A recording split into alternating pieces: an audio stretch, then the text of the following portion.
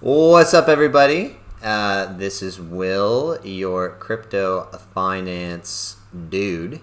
And today we're going to look at three different companies or projects, kind of get an update, see what's going on, see what could happen later. And those three things are Coinbase, Tether, and Celsius. So I think a lot of people have strong opinions on Tether, and these days a lot of strong opinions on Celsius. But Coinbase is also worth checking out as well.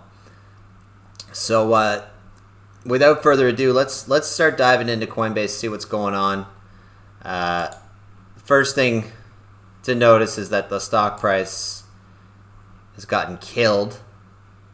We had about a $400 peak on Coinbase, and now it's trading down in the low 50s. So you can see that things aren't going so well at Coinbase. And that's mostly explained by the fact that, the crypto markets have done a very similar move, peaking around November and then just getting hammered all the way down to today.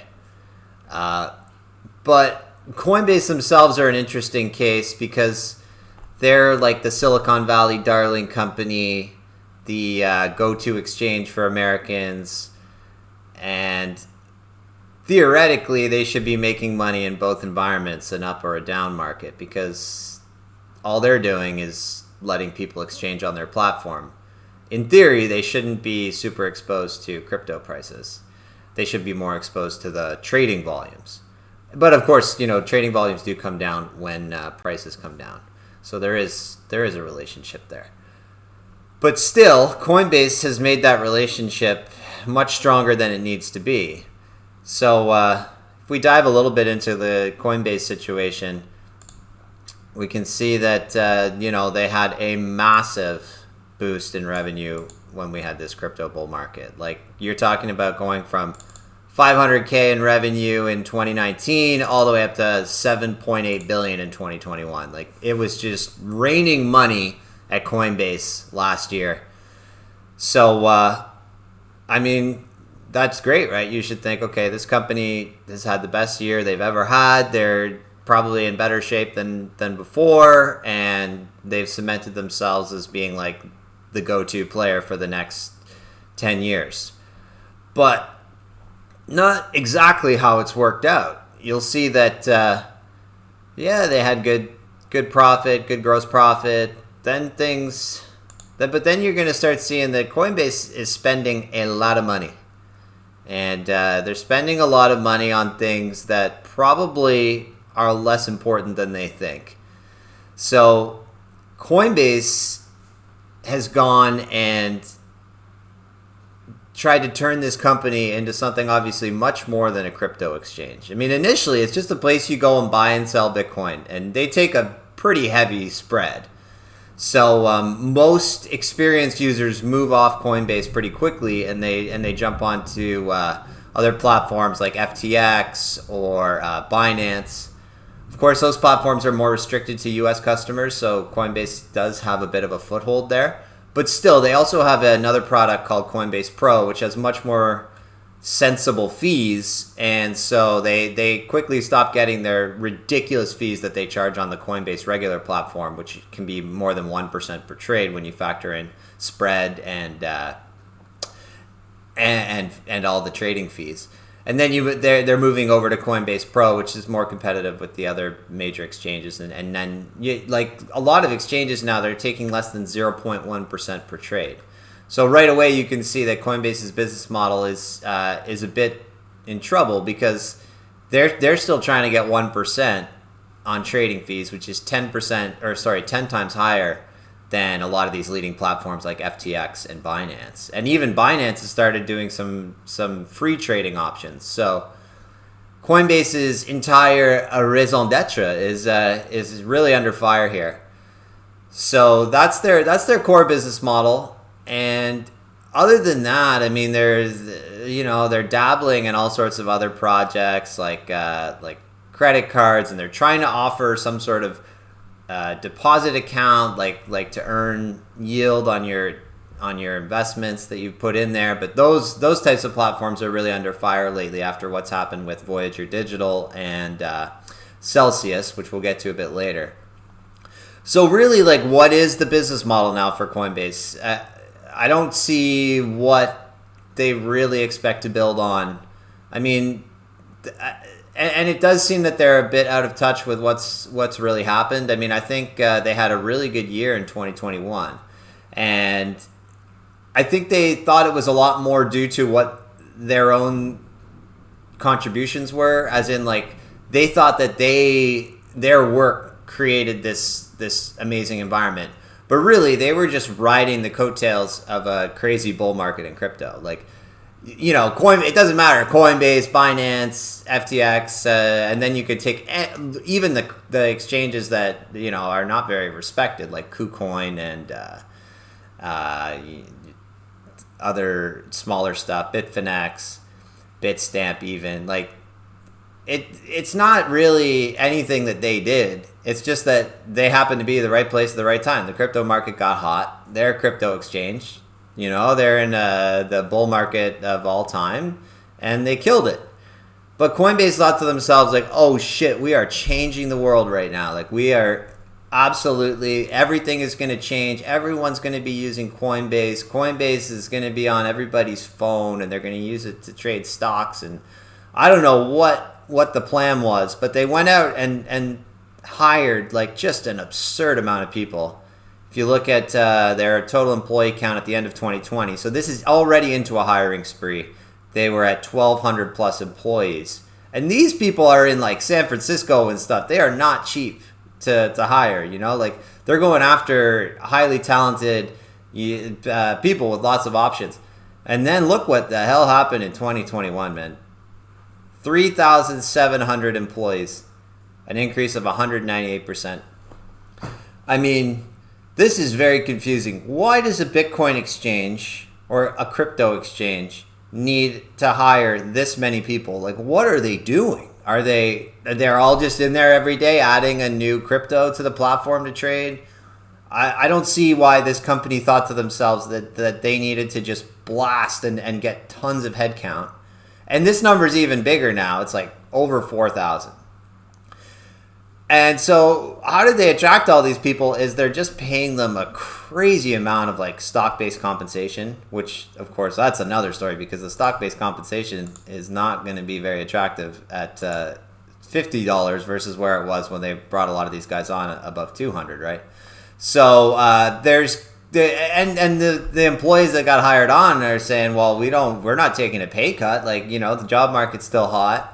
And when we came in here, we were, you know, a lot of these employees were hired at the equivalent of $500K plus in compensation when you factor in stock and everything.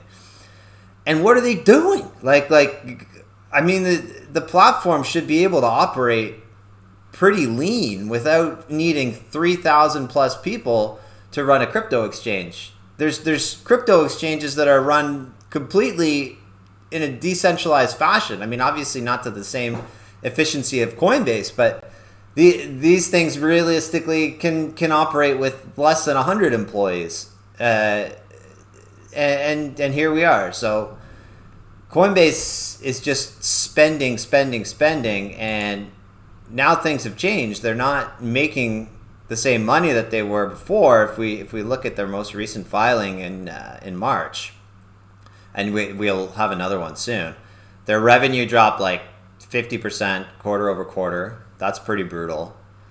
But what didn't drop very much was their operating expense. Actually, it went up. So that's a sign, and that's directly related to all these employees that they're bringing on. So they're spending more money and making way less of it. Suddenly they've swung from a 900 million profit to a negative 550 million 1 quarter away.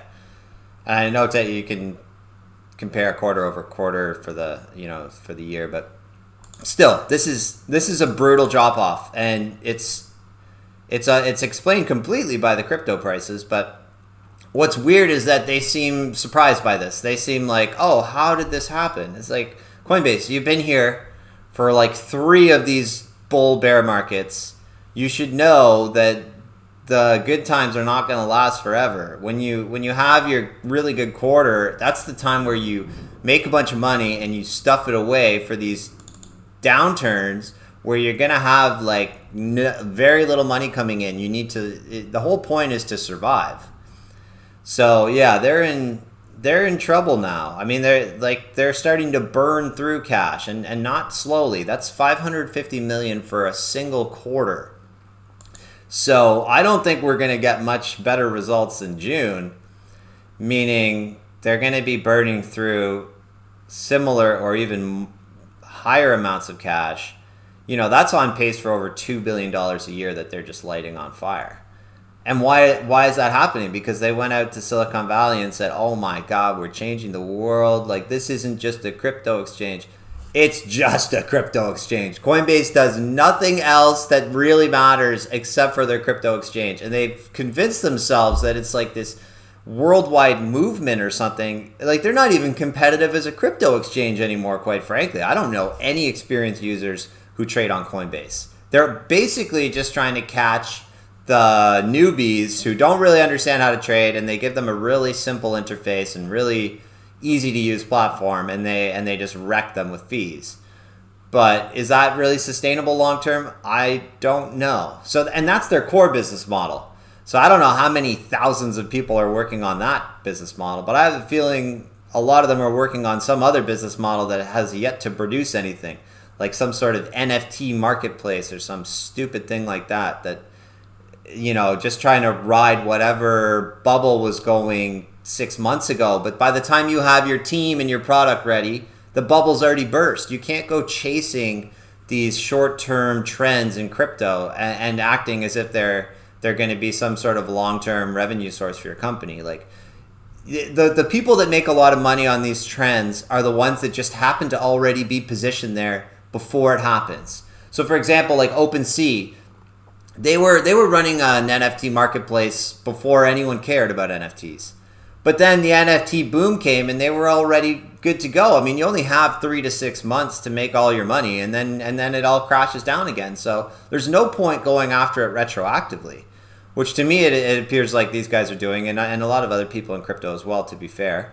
But you know, Coinbase is going to have to just destroy their employee count. Like, how the hell is this company going to remain profitable in the future if they've got 4,000 employees and they basically, the only way they're making any money is that they get back to their all-time high revenues, which ain't happening. So they're going to have to take a long, hard look in the mirror and realize, oh my God, maybe we're not Hooli. Maybe we're not actually changing the entire world by just offering some place where you can buy and sell crypto that you can do at 100 different places for better fees. They really got to figure something out here. And you know, Silicon Valley in general, this was the characteristic that defined 2021. It's just everyone thought that the free money was never going to end. And so they went out and they spent all of this money that they were bringing in, just spend on whatever they could think of. And a lot of that was just hire everybody that you possibly can, attract the best talent that you can. You know, it's good to attract good people, but I don't think that increasing your employee count by, you know, 3x in 1 year is going after the best people. There's no way that you would be able to quality control that type of increase in headcount. To me, it just looks more like a bubble of its own, right? Where everyone in Silicon Valley has all this money. All these companies are just loaded. They don't know what to do with it, so they say, well, let's just go get the best people. And you know, that's in parentheses, because really, what does a recruiter or anyone know about, oh, let's go get the best people? They're all just competing for the same group that's floating around, and the only way that they're competing for the best people, unless you have some sort of major crypto evangelist for Coinbase or whatever, like someone who just loves Apple and they go to Apple, right? Otherwise, you're just competing by giving these employees more and more money. And like, yeah, of course, if you pay a guy who's making 300K, if you offer him 500K, he's probably going to switch over to your company. But what are you getting out of that employee? Are they really putting in 500K plus worth of value to your company?